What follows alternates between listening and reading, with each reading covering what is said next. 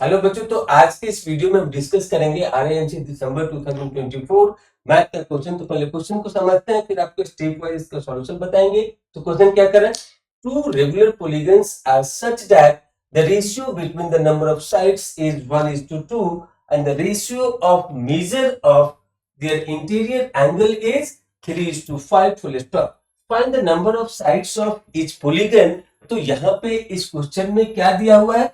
तो यहाँ पे दिया है कि टू रेगुलर पॉलीगन है जिसके साइड के रेशियो है 1:2 और उनके इंटीरियर एंगल के रेशियो है 3:5। तो बोल रहा है कि दोनों पॉलीगन के साइड्स क्या होंगे वह हमें फाइंड आउट करना है। इस क्वेश्चन में काफी आसान क्वेश्चन पूछा गया। तो अब हम आपको स्टेप बाय बताते हैं कैसे इसको सॉल्व करेंगे। तो बच्चों यहाँ पे सबसे पहले हम लोग एज्यूम कर लेते हैं polygon 1 is having number of sides as a n1 and polygon 2 is having number of sides n2। तो यहाँ पे एज पर द क्वेश्चन क्या बोले कि इसके साइड का रेशियो दिया हुआ है n1 by n2 is equal to 1/2। तो इसको ऐसे भी लिख सकते हैं n1 is to n2 is equal to 1:2 या फिर इसी को इस तरीके से भी आप लिख सकते हैं। तो अब उसके बाद नेक्स्ट क्या है? तो यहाँ पे हमको फाइंड आउट करना है कि नंबर ऑफ पॉलीगन, ये नंबर ऑफ साइड्स क्या है इन दोनों पॉलीगन को, मतलब कि n1 एंड n2 का एब्सोल्यूट वैल्यू क्या है वह हमें फाइंड आउट करना है। तो यहाँ पे इसके लिए आपको बेसिक फॉर्मूला क्या पता होना चाहिए। तो जो दूसरा इसका इंफॉर्मेशन दिया हुआ है कि इसके इंटीरियर एंगल का रेशियो है 3:5। तो बच्चों मैं यहाँ पे बता दूं कि sum of the interior angle of regular polygon क्या होता है? तो वो होता है हमारा कि n-2 इंटू 180 डिग्री। ये क्या होता है? सम ऑफ द इंटीरियर एंगल होता है। तो यहां पर अगर हमको ये पूछा जाए कि इसका ईच इंटीरियर एंगल क्या होगा, तो n नंबर ऑफ साइड से तो इसको डिवाइड कर देंगे n से। तो यहां पर क्या मिल जाएगा हमको? ईच इंटीरियर एंगल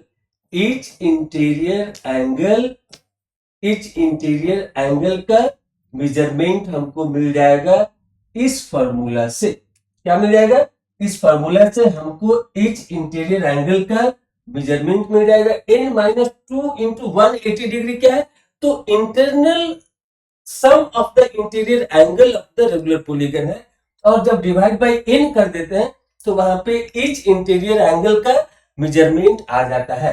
तो दूसरा जो इंफॉर्मेशन दिया हुआ है the ratio of measure of the interior angle is 3:5। तो पहले वाले पॉलीगन के लिए क्या होगा? तो पॉलीगन 1 के लिए जो हमारा इंटीरियर एंगल होगा वो हो जाएगा n1 - 2 into 180 degree divide by n1। इसी तरीके से जो हमारा दूसरा पॉलीगन है तो उसका इंटीरियर एंगल क्या हो जाएगा?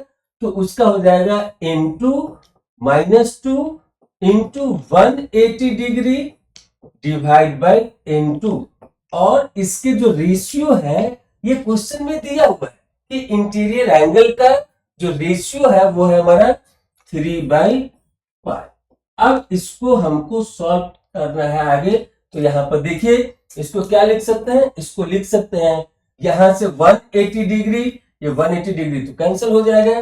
फिर क्या मिलेगा हमको यहाँ पे? तो यहाँ पे मिलेगा n1 - 2 डिवाइड बाई n2 - 2, एक टर्म मिलेगा और दूसरा मिलेगा n2 बाई n1।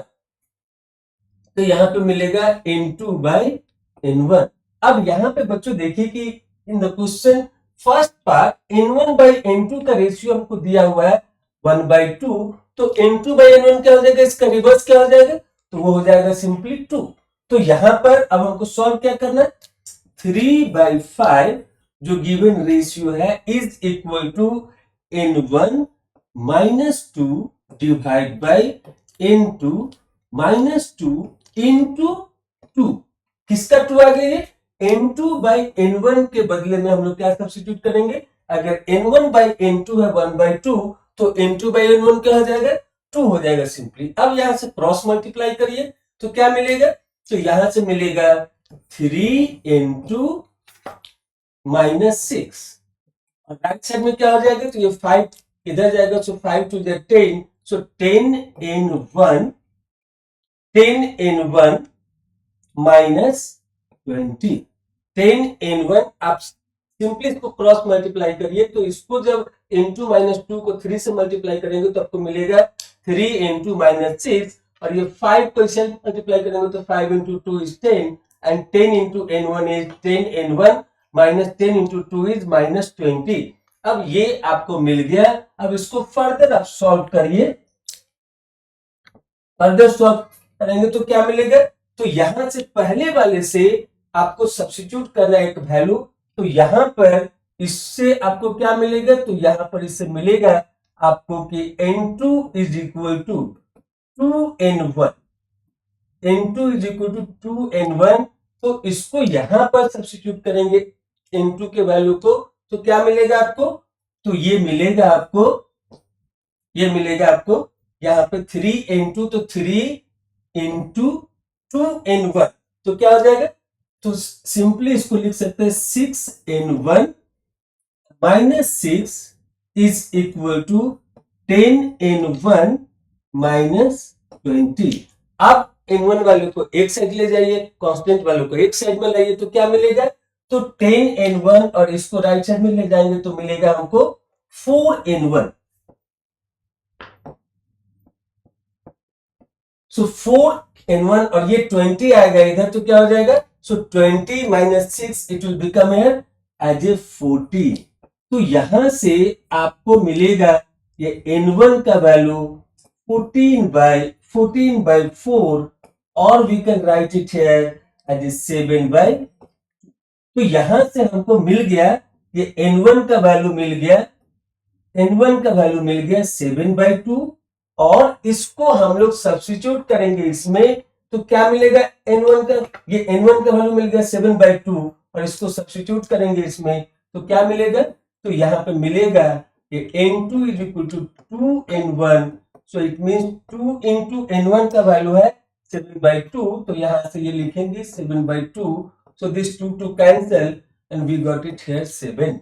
तो यहां से हमको क्या मिल गया, तो n2 का वैल्यू मिला 7, n2 का वैल्यू मिला 7। तो बच्चों मैं यहां पे एक चीज आपको बता दूं कि जो भी पॉलीगन होता है उसके जो साइड्स होते हैं वो हमेशा इंटीजर में होता है, as like triangle, rectangle, square, pentagon, hexagon, heptagon. तो वहां पे जब भी नंबर ऑफ साइड्स होता है तो वो क्या होता है, वह कंप्लीट इंटीजर होता है, वहां पे फ्रैक्शन में नहीं होता है, पॉजिटिव इंटीजर होता है। तो उसके हिसाब से n2 तो ठीक है, यहाँ पे 7 आपको मिल गया, लेकिन n1 का value 7/2, it means it will become 3.5। तो नंबर ऑफ साइड्स कभी भी फ्रैक्शन में रेगुलर पॉलीगन का नहीं हो सकता है। तो हो सकता है क्वेश्चन सेट करने के टाइम पे कुछ मिस्टेक हुआ हो, डेटा का मिस्टेक हुआ हो, जिसके कारण से इस तरीके से आपका एक वैल्यू आ रहा है 7/2 और दूसरा वैल्यू आ रहा है 7। तो यह पहले और दूसरे कंडीशन को तो जस्टिफाई कर रहा है, लेकिन नंबर ऑफ साइड्स हमेशा पॉजिटिव इंटीजर होना चाहिए, उसको ये सेटिस्फाई नहीं कर रहा है। और इस तरीके के छोटे मोटे मिस्टेक कभी कभी एग्जाम में रहते हैं। आपको इसके लिए आरएएमसी के एग्जाम में पूरा मार्क्स मिलेगा अगर आप इस प्रोसीजर को फॉलो करते हैं और अपने आंसर तक पहुंचते हैं तो, क्योंकि ये उनका मिस्टेक है, आपका मिस्टेक, अगर ये मिस्टेक है तो उनके तरफ से, तो इसीलिए वो इन चीजों को एग्री करेंगे और यहाँ पर आपको पूरे के पूरे मार्क्स दिए जाएंगे अगर आपने इस तरीके से अप्रोच किया है और स्टेप वाइज हर एक चीज को सॉल्व किया है। तो हमें उम्मीद है कि यह क्वेश्चन आपको समझ में पूरी तरीके से आ गया होगा। तो अब मिलते हैं अगले वीडियो में, अगले सॉल्यूशन के साथ। Thank you very much for watching this video.